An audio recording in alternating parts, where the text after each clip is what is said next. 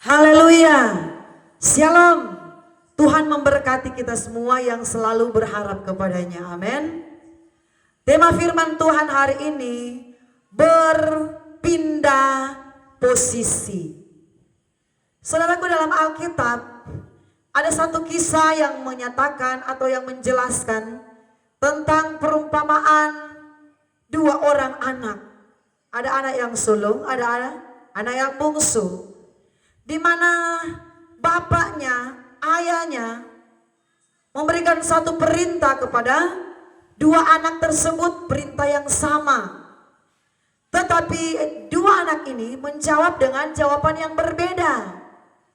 Anak yang satu ketika ayahnya suruh, dia berkata, "Iya Bapak, siap laksanakan." Yang satu dia berkata, "Saya tidak mau kerjakan apa yang Bapak perintahkan." Tetapi saudaraku, peristiwa ini begitu menarik, atau cerita ini begitu menarik hati. Di mana saudaraku, seorang anak yang sulung, dia berkata, "Siap laksanakan perintah Bapak." Tetapi pada kenyataannya saudaraku, anak ini dia tidak mengerjakan apa yang bapaknya perintahkan. Tetapi anak yang satu ini, saudara, yang diberikan perintah yang sama oleh papanya, awal-awalnya dia berkata, dia tidak mau mengerjakan apa yang ayahnya suruh. Tetapi kemudian dia menyesali perkataannya itu, dan pada akhirnya dia yang awalnya berkata tidak, akhirnya dia mengerjakan apa yang papanya suruh. Saudaraku, mari kita akan membaca Alkitab tersebut di dalam Matius pasal 21. Matius 21 ayat 28 mulai. Perumpamaan tentang dua orang anak. "Tetapi apakah pendapatmu tentang ini? Seorang mempunyai dua anak laki-laki. Ia pergi kepada anak yang sulung dan berkata, 'Anakku, pergi dan bekerjalah hari ini dalam kebun anggur.'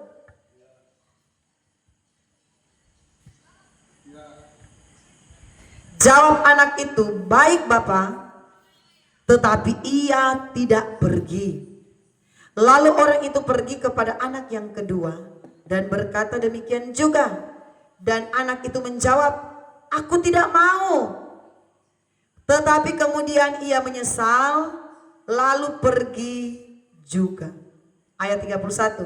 "Siapakah di antara kedua orang itu yang melakukan kehendak ayahnya?" Jawab mereka, "Yang terakhir." Kata Yesus kepada mereka, "Aku berkata kepadamu, sesungguhnya pemungut-pemungut cukai dan perempuan-perempuan sundal akan mendahului kamu masuk ke dalam kerajaan Allah." Saudaraku, jangan sampai kita terkejut apabila suatu saat, apabila di akhir zaman ini akan terjadi yang namanya perpindahan posisi. Dulunya dia orang yang tidak kenal Tuhan, dia orang yang jahat, dia teroris, amin. Dia pembunuh kejam, dia orang sundal, perempuan yang menjual diri. Kenapa kita lihat dia sudah diubahkan Tuhan? Kenapa kita lihat dia sudah dipakai Tuhan? Dia sudah bertobat, dia sudah diurapi Tuhan menjadi penginjil yang hebat. Amin. Karena apa? Tuhan sementara mencari orang-orang yang buka hati bagi dia. Anak yang pertama, dia bilang, "Iya Bapak, nanti saya laksanakan." Tetapi saudaraku, dia tidak mengerjakan Apa yang menjadi kehendak Bapa, apa yang menjadi perintah papanya, Alkitab berkata dia tidak kerjakan. Tetapi anak yang kemudian, yang terakhir, awalnya dia menolak, awalnya dia tidak mau mengerjakan. Tetapi pada akhirnya dia menyesali perkataannya. Dan akhirnya saudaraku, dia mengerjakan kehendak Bapa. Saudaraku, banyak kali di hari-hari ini kita mendengar di Pakistan, di Iran, sementara di laut Tuhan. Banyak orang-orang tidak kenal Yesus, menerima Yesus sebagai Tuhan dan Juru Selamat. Sedangkan kita, orang Kristen, amin, sudah terlahir Kristen, sudah banyak mendengar firman, tetapi masih banyak yang melakukan dosa. Masih banyak yang pandang enteng dengan firman. Jangan sampai kita-kita ini yang akan dikatakan firman Tuhan menjadi yang terkebelakang. Saudaraku, Tuhan tidak pernah pandang bulu.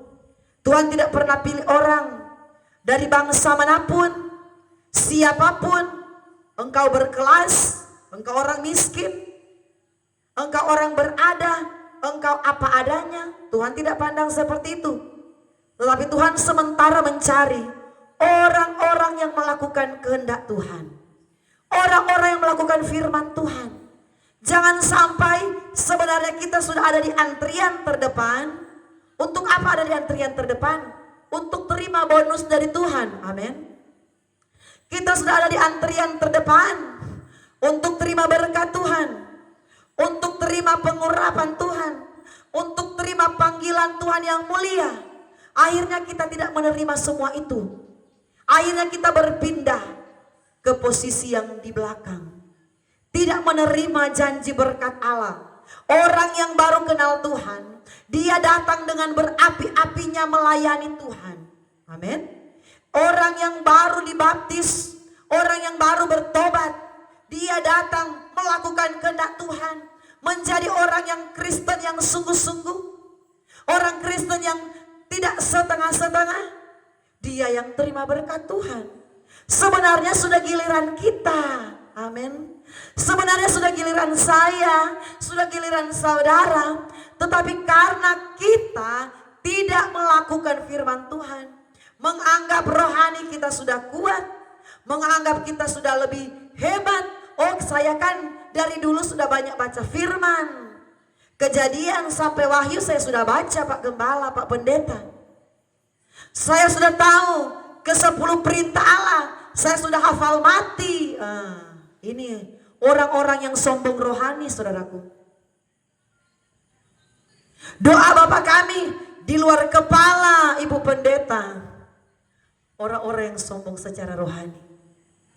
Ingat saudara, Tuhan tidak mencari sikap hidup yang seperti itu.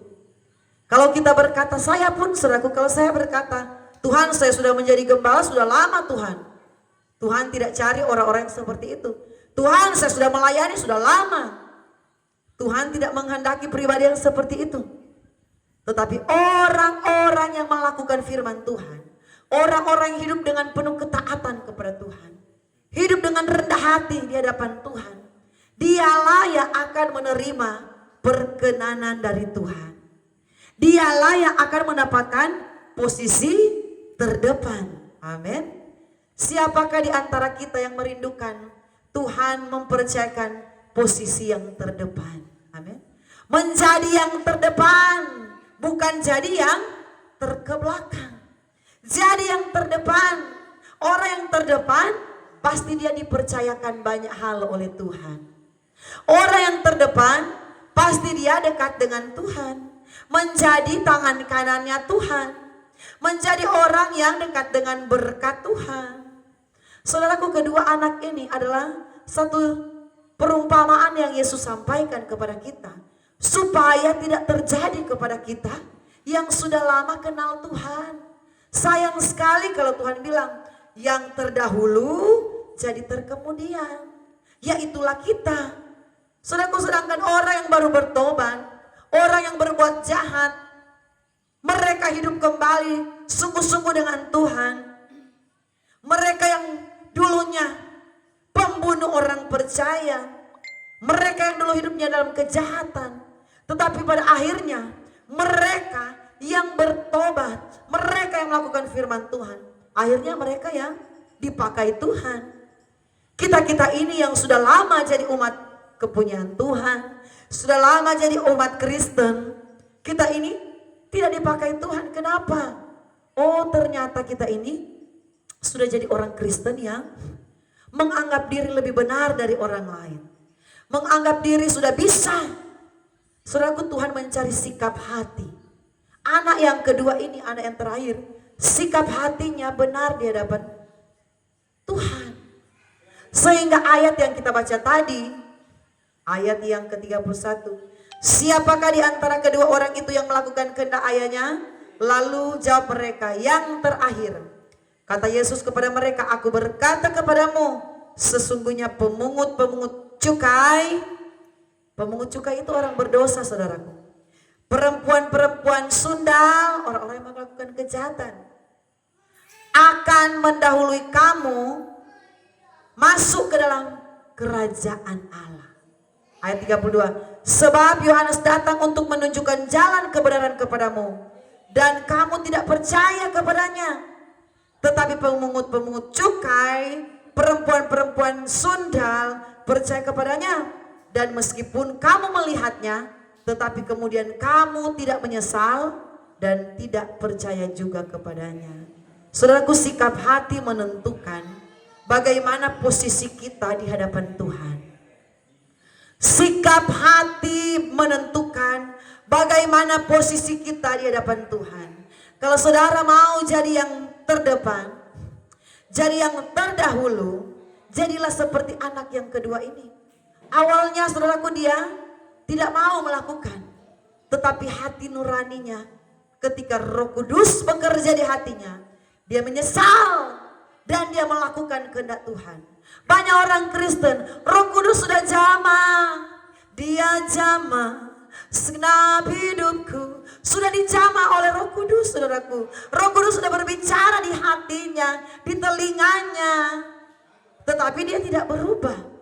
Dia mengeraskan hati, dia menolak didikan Tuhan, menolak kebenaran firman Tuhan. Hati-hati, Tuhan berkata, perempuan-perempuan sundal, pemungut-pemungut cukai, siapakah mereka? Orang berdosa, akan mendahului kamu masuk ke dalam kerajaan Allah. Jadi apa? Bukan berarti pada zaman kedatangan Tuhan mereka yang mendahului, tetapi berbicara tentang keberkatan Tuhan. Mereka yang lebih dahulu akan terima berkat daripada kita yang sudah lama kenal Tuhan. Sayang sekali sebenarnya kita sudah ada di antrian yang paling depan untuk terima bonus-bonusnya Tuhan. Adakah di antara kita yang rindu terima bonus Tuhan? Apalagi mendekati Natal seperti ini, banyak yang rindu menerima THR dari Tuhan. Amin. Banyak yang rindu melihat usahanya naik, pekerjaannya berhasil. Tetapi saudaraku, sikap hati kita menentukan posisi kita. Apakah kita sudah ada di bagian terdepan untuk siap terima kerajaan Allah, siap terima pemeliharaan Tuhan, siap terima berkat-berkat Tuhan. Saudaraku, mari ketika Roh Kudus berbicara di hatimu, ada yang belum kamu kerjakan untuk Tuhan, kerjakan itu, saudaraku. Kalau Tuhan tuntut ada sesuatu yang kamu belum bereskan, bereskan itu.